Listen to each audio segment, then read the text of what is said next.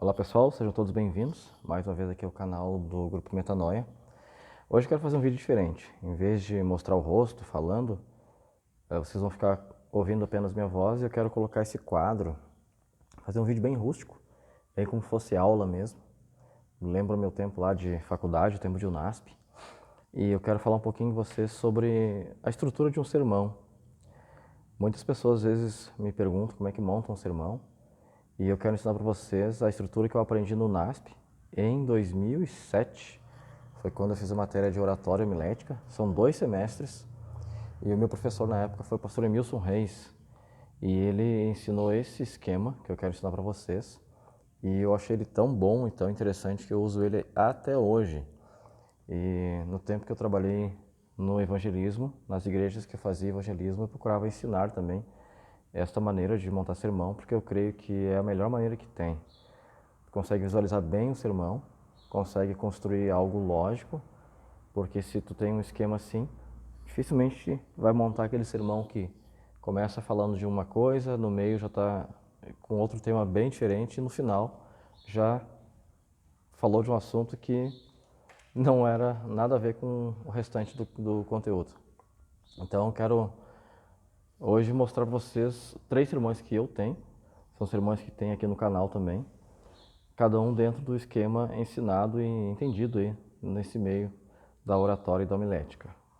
Lembrando que a oratória tem a ver com a tua apresentação do sermão e a homilética com a construção do sermão.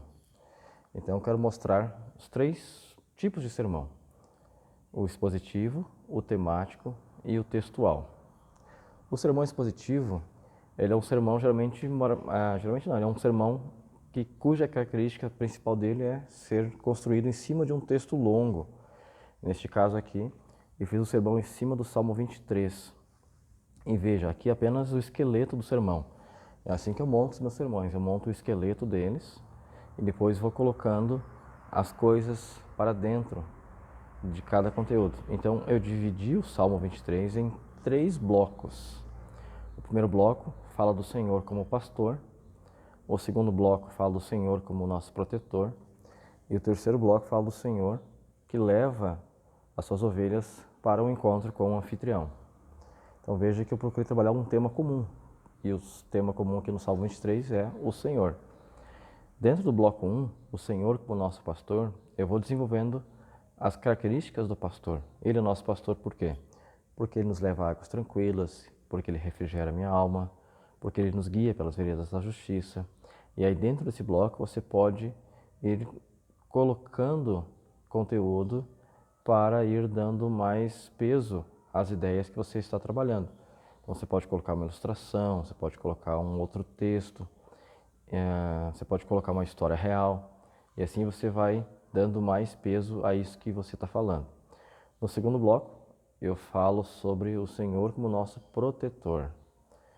Por que ele é o nosso protetor? Porque ainda que eu ande pelo vale da sombra da morte, ele está comigo. Não, né? O texto diz, tu está comigo. Só que quando eu falo desse bloco, e aqui eu trouxe o exemplo, onde quando eu comento sobre o vale da sombra e da morte, eu explico o que é o vale da sombra e da morte. Pois eu convido você a ir até o meu sermão no Salmo 23, que tem aqui no vídeo, que tem aqui no canal, e você assistir na íntegra o sermão. Não só o Salmo 23, mas os outros 2 também que eu trago de exemplo aqui. Mas ali eu falo que o passar pelo vale da sombra e da morte, ela tem pelo menos 2 características pela Bíblia. Uma delas, Jeremias capítulo 2, verso 6, diz que quando nós passamos por lutas, por dificuldades, nós estamos passando pelo vale da sombra e da morte. Vemos isso porque Jeremias fala do povo de Israel, quando estava peregrinando no deserto, e diz ali do momento de luta, de fome, e todas as dificuldades que eles tiveram, e o texto compara aquilo como passar pelo vale da sombra e da morte. Mas Lucas também traz este conceito ao afirmar pessoas que estão vivendo sem a presença do pastor na vida delas. E essas pessoas, então, segundo o texto de Lucas, também estão passando pelo vale da sombra e morte. Depois, no terceiro e último bloco, eu falei a respeito do Senhor que leva as ovelhas ao encontro de um anfitrião.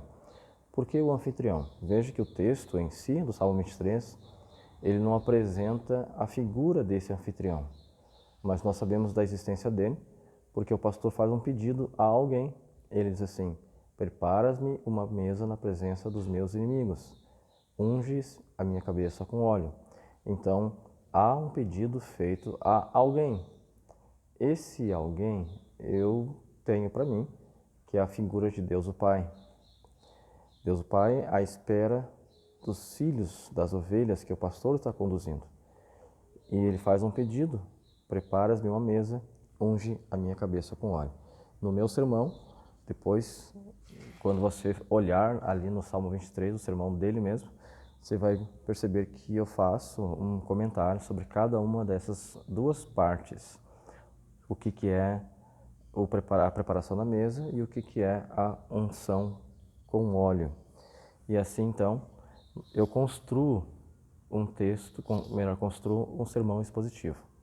Convido você não só a olhar o Salmo 23, mas se você não é inscrito no canal, lembrando você se inscrever, para que você acompanhe todo o conteúdo que nós estamos procurando e tentando diariamente trazer aqui. Como eu já falei em outros vídeos, a ideia nossa é democratizar o conhecimento bíblico-teológico para que tenhamos igrejas mais fortes, púlpitos melhores e pessoas melhores preparadas também para a volta de Jesus. O segundo tipo de sermão é o sermão temático. Como o próprio nome fala, é um sermão cuja característica principal é um tema. E no caso, eu separei um tema que é dar-lhe glória. Esse tema ele tem por base Apocalipse 14, verso 6, quando o anjo traz as 3 mensagens angélicas. Na primeira mensagem há uma ordem tripla. E essa ordem tripla, ela consiste em temer a Deus, dar-lhe glória e adorar. Só que eu foquei apenas o que é dar-lhe glória. Quando eu fiz esse sermão, eu procurei primeiramente explicar o que é a glória de Deus. Se há uma ordem para dar glórias a Deus, então vamos entender o que é a glória de Deus.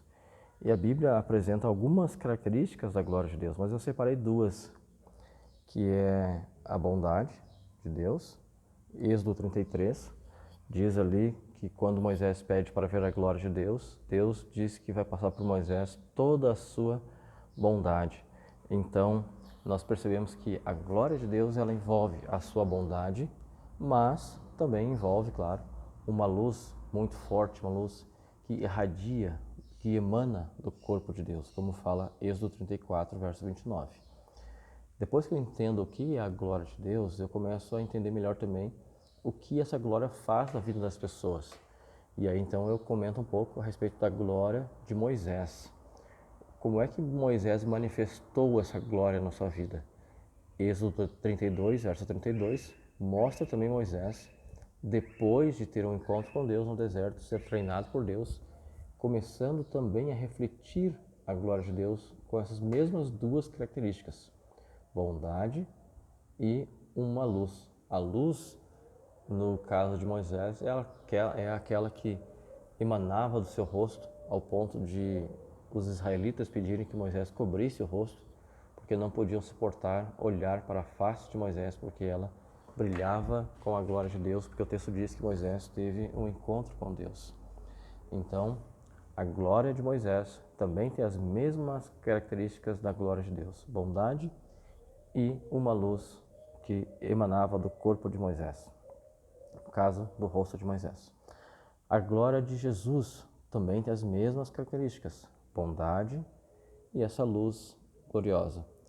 E a nós hoje, seres humanos que vivemos pertinho da volta de Jesus, como é que nós damos glória a Deus?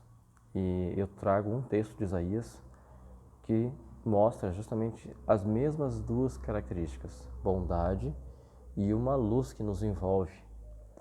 Então veja, como é que nós damos glória a Deus?